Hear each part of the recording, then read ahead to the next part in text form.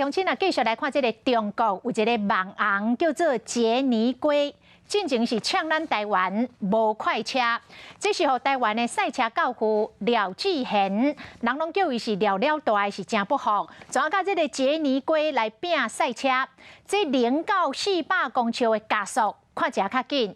结果，这个廖了大开500万来打造这台赛车大鼓号，再去伫咧台中的高美风车大道，以8秒72的成绩来拍败、来拼过杰尼龟8秒93的纪录。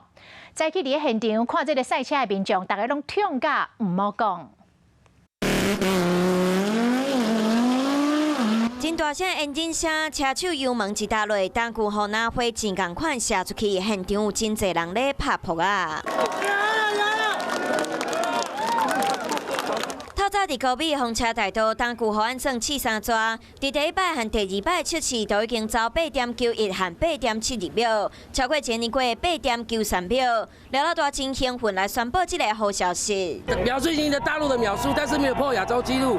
我们再一趟机会试看看，我们现在跟亚洲纪录差0.0几秒而已。我们要不要透过镜头对杰爷喊话一下 ？OK， 我现在告诉你，台湾有快车。这是廖老大头一摆伫国内进行0到400公尺赛车加速测试，替台湾赛车界争一口气。廖老大想到这段过程，佫讲甲真感动。难都不难呐，难都不难。其实只要大家在支持，我觉得一点都不难。虽然每天回去都很想哭哦，可是太多人支持了。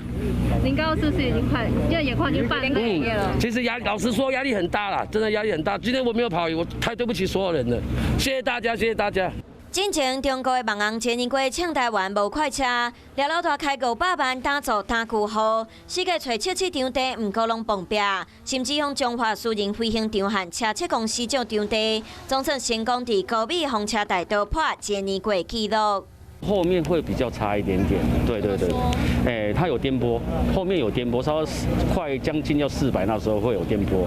虽然单句号第3摆测试要挑战亚洲纪录8.62秒无成功，不过廖老大嘛讲，2个月了后会用上好的状况，要让台湾人见证台湾赛车实力。